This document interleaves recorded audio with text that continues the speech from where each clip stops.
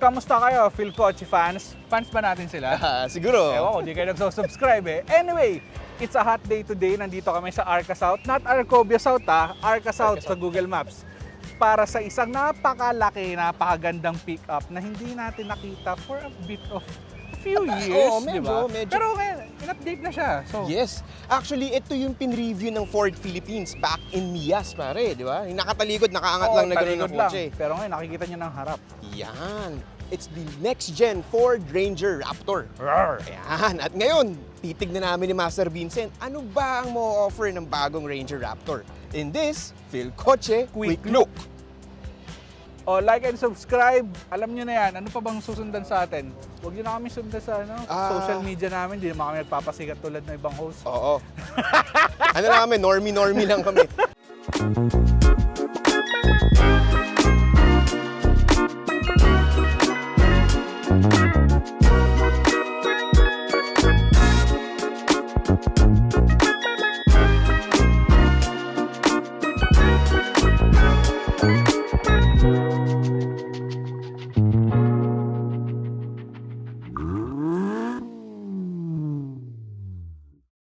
Kotse ba?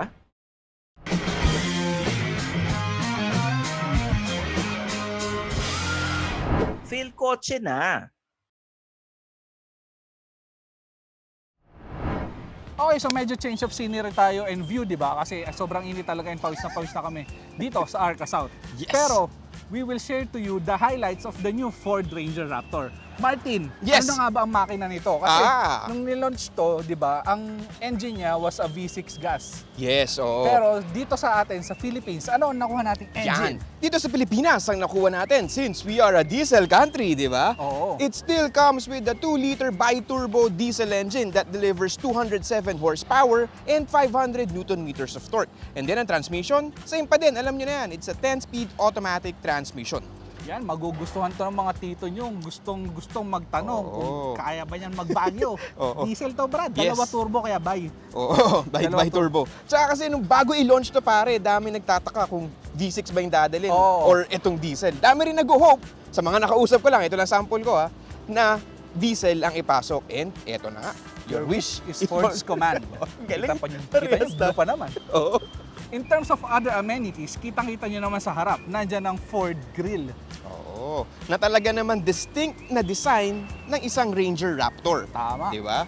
And compared sa Wild Track, dito binalik nila yung bigger skid plate sa lower bumper and sa gilid, bigger fender flares. Yes, kaya naman siya naging standout from the regular Ranger Wild Track. Pero it still has the same Sabi mo na LED tayo, taillights may at may parating na naka-ARB accessory pa na Ranger kung kitaan nyo naman, di ba? Anyway, O dito ulit. balik tayo dito. Oh, sa harap, di ba? Yun nga, may Ford na grill pa din tayo. Tapos and may skid plate, skid plate. bigger fender flares. Yes. Pero in terms of the tech features, kinary over yung meron sa Wild Track. So, Yeah. matrix LED headlights na auto leveling and ano yung tawag doon, yung cornering? Steering. Oh, Yun. it follows your steering input kung saan yung bato ng ilaw. And ang paboritong feature dito sa exterior is tailgate assist. Kasi kaya mo siyang isara ng pinky lang. Oo. Kumbaga, hindi ganun kabigat yung Oo. magiging pag-tailgate operation mo. Di ba? Kahit yung, siguro, kung may anak kang bata, kaya Actually. kaya. Pero paano pagbababuhatin anak mo? Start them young. Anyway, Start them young. Tignan natin sa loob. Let's go sa loob. Sa loob ng next-gen Ford Ranger Raptor, meron itong 12-inch digital gauge cluster, 12-inch infotainment touchscreen with Apple CarPlay and Android Auto, at 360-degree camera. Siyempre, meron din itong front and rear performance seats. And then, it has 7 selectable drive modes. Also, other amenities of the next-gen Ford Ranger Raptor ay meron itong paddle shifters, 10-way powered front seats, at Raptor accents. As we go down, bring it up, and then once we get closer, bring it down. Para you can see the transition of how effective it is. Okay, so when you're ready, the whole time, foot off the brake lang. Okay. When you're ready. So it's a bit slow. Yep, bring it up, and then bring it down again. Yeah, yeah. So you can better control the car using that. So we'll turn it off that. Okay. So here again, we're just gonna kind of crawl through it lang. The first portion is shallow. It gets deeper at the end. Pero before we get close to the end, we'll do a full stop. We'll wait for the water to recede, tapos we'll continue. Okay. Sige.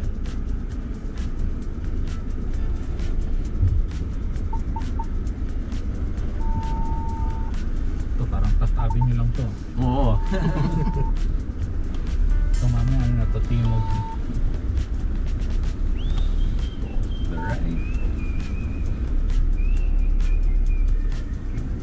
Then we'll slow it down back. Yeah. Yeah, okay. Let's continue. Put on the throttle. Tap the brake, tap the brake. Okay. Very good. Then we'll go off to the left, tapos fast pricer right.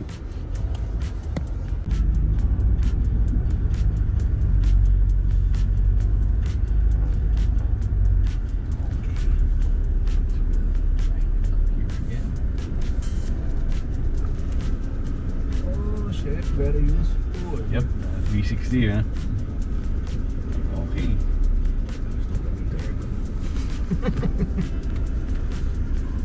Yep, this is good. So ito, no, gusto nyo makita yung performance ng next gen Ranger Raptor, lingon lang kayo. Kita nyo naman, di ba?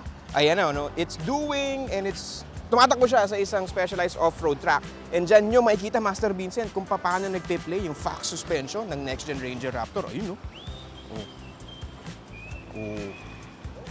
Grabe, parang ano lang, no? Parang Hot Wheels. Yes, lalo na ngayon, nauuso yung mga overlanding din, di ba? Oo. And you can use this car for the camping night outs. Pero ang tanong ko, Master Vincent, and I'm sure tanong nyo rin to, magkano ba ang next gen Ranger Raptor? Well, ayon sa stars, it starts at 2. It starts at 2 p.m. Hindi, parang nakikita ko doon. Ano? It starts at 2,339,000 pesos. Tama. And justified yung price na yan kasi aside from the looks and the off-road capabilities, the Ford Ranger Raptor is also equipped with advanced safety features na makikita nyo dito.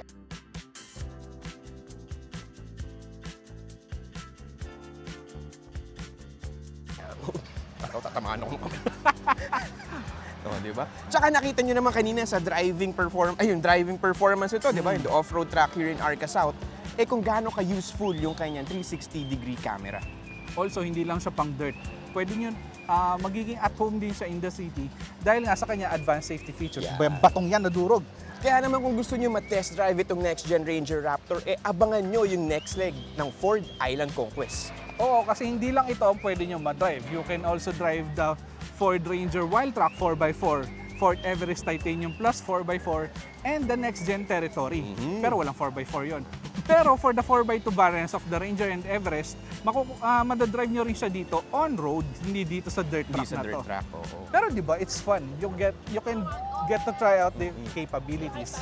Makatry nyo at matitest drive nyo yung mga next gen Ford vehicles Tama. dito And sa Pilipinas. other advantages, pag pumunta kayo sa Ford Island Ay, Conquest, oo. kung interested kayo sa next-gen Ford vehicles na ito, you can get over 2 million in cash savings and freebies kapag dito nyo binili. And then, you are also one of the first who can drive the Ford. Next gen Ford Ranger Raptor. Okay. And yun nga, madadrive nyo rin ang Everest and Ranger Wild Track. Also, bakit kailangan yung pumunta dito sa Ford Island Conquest? Ba? Dahil dito sa track na to. Kasi it's a specialized track na ginawa to test the capabilities of the Ranger and the other Ford 4x4 variants.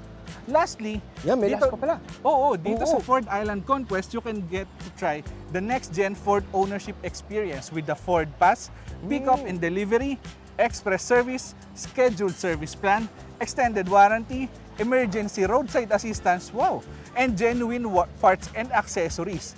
O di ba, who needs Stanley? Kaya ko rin magbasa. And last bit, Yan. all these Ford vehicles comes with a 5-year warranty. So, no worries kapag nasa daan ka na. Yan. Talagang siksik-balisik, no? Oo. Kaya ano pa inaantay nyo? Don't forget to like and subscribe to Philkotse's YouTube channel. Click that bell icon para lagi kayong updated sa mga bagong videos namin. Gaya nito, di ba? Oo nga. So paano ba yan? Ako si Martin Aguilar, yung Cambie Boy next door. Ako si Vincent Villa and wala akong codename. Pero yun, tago na tayo, ang init eh. Yan. Kita kayo sa next video, ha? Bye-bye! Tara, mag-Ranger Raptor ulit tayo. Thanks for watching. For the latest news, reviews, and anything you want to know about cars and car ownership, visit philkotse.com. Follow us on YouTube, Facebook, Instagram, and Spotify para hindi ka huli sa usapan. Tandaan, kotse ba? Philkotse na!